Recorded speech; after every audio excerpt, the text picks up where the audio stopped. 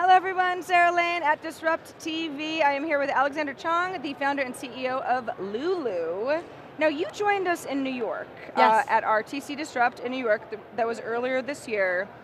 But you're back again today, and I'm really excited that you are, not only because I want to know the latest with the company, but because you have an interesting story, a little bit of background that happened with the company that I think a lot of people can benefit from. It's sort of an insider story on what sometimes happens with startups and a great product. Yeah, absolutely.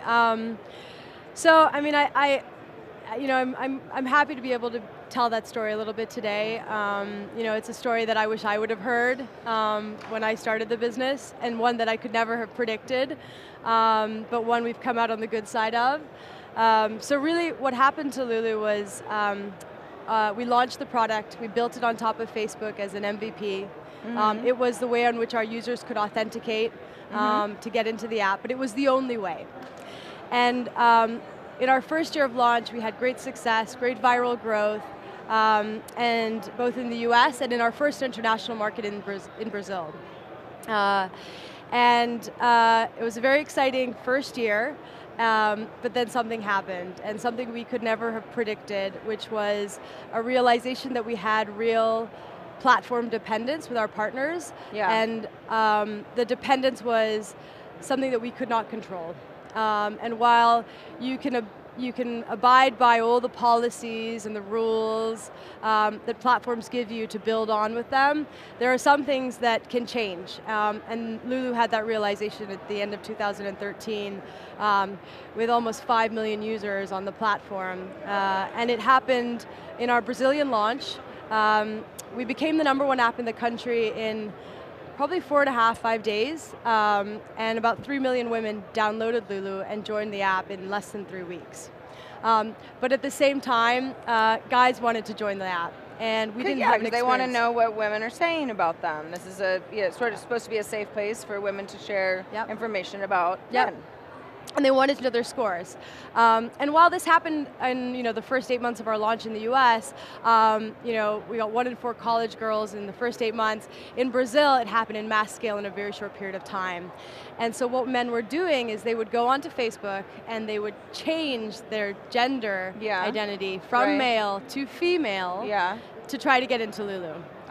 And they were doing it in the hundreds of thousands in a very short period of time. I mean, within days, hundreds of thousands of guys were changing their genders. Now, could Facebook somehow point back to Lulu and say, we know enough about who's authenticated that this must be something that is related to you specifically? So that was one part of the problem. The second part was that when guys couldn't get in by just changing their genders, because we became really smart, right? We knew that men were doing this, and so we were taking their, a girl would join, we'd take all her male friends, we'd tag them as male, and then when they would come back and pretend they were now females, we knew, and so we would block them again.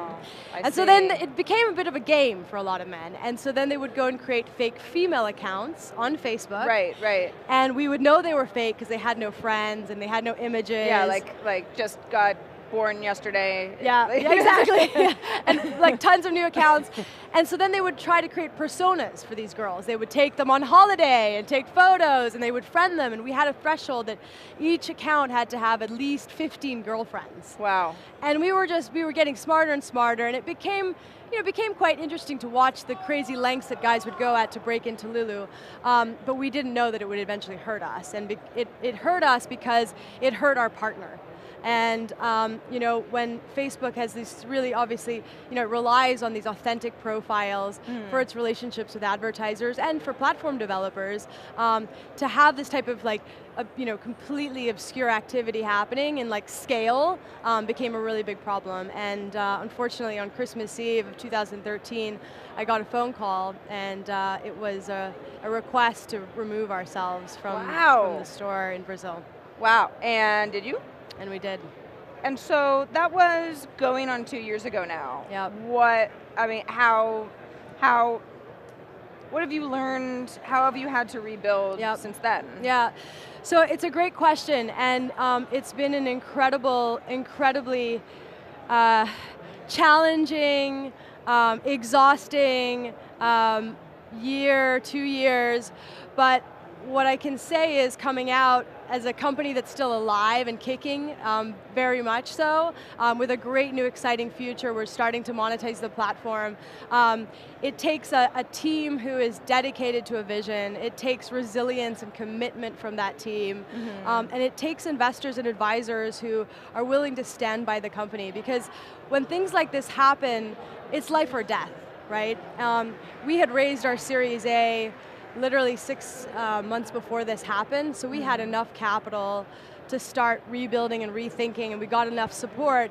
But you know, I could have seen an environment where we would have completely shut down, and it would have been game over. You know, I hear sort of the gender gamification thing happening on other apps too. I know there are men on Tinder who are pretending to be women, or I don't even, you know, there's always a story about something like that.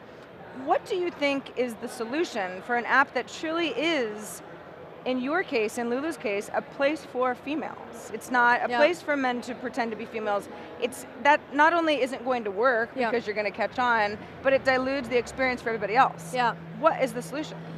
You know, the vision of Lulu is to create a safe and private place where women can share information and make better decisions, right?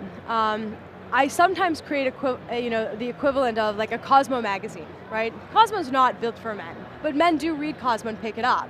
But you're very rarely going to walk into a store and see guys picking up Cosmo off the shelf and looking at it openly. Right. I think ultimately it comes down to you build an experience for women, and maybe you don't have to block men and gate them from coming in. I mean, we've taken a slightly different approach because there's actually a lot of interest and value in guys being part of the Lulu community for them, and we've harnessed that energy, and so guys can log into Lulu, they get access to their stats, they find out what girls have to say about them, they get real-time updates when they get new reviews, if they get low scores in like manners, they get top 10 tips to improve. We've kind of created this separate experience for guys, but the girls have their own experience. But down the future, we're thinking of ways of how do we merge the two, but staying true to the vision of what we're creating. I mean, it's a complicated challenge, right? Yeah. And I think it's a reflective of how we are in real life, right? I think my last question for you is, just because I know that people love to take something that is a great idea and has a good foundation, and sometimes people can be mean-spirited with power. How do you squash that whole thing, especially when you've got mostly an entire gender judging another? Yeah. So these are challenges we've dealt with from day one, even before I launched the product, right? So we knew that by building this type of review system of someone reviewing another person, that could be taken in a really negative way. And so by creating structured formats, whereby you can't write what you want on Lulu, it is completely quiz-based, we control all the content, we've built like the questions you're asked, the hashtags you can choose from, they're all funny, they're lighthearted. Right, it's not a burn book. It's not a burn book, because we're creating a brand, right? And Lulu is meant to be a place about celebrating the great men, as well as sharing your cautionary tale if he maybe dumped you on the first date or didn't pay or whatever it is that you want to share. Right. This is not a man-hating environment. We want to celebrate men as well on Lulu, and that's a big part of our mission. And so, it's all in how you construct it, right? We could have just said, here's a guy's photo, go to town, ladies, and that's not what we were about. But we're living in the reputation-backed economy now. That is the new world, right? Fast forward 2 years on since Lulu launched, it's no longer considered outrageous.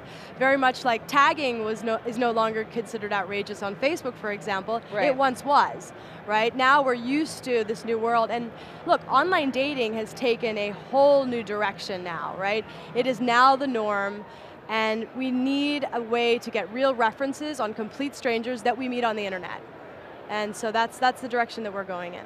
Well, excellent. Good luck to you. Thank you. Thanks so much for giving us a little bit of insight on the challenges of running a startup, as successful as it may be. There are things going on behind the scenes all the time. Alexandra Chong, enjoy the rest of Disrupt. Thank you.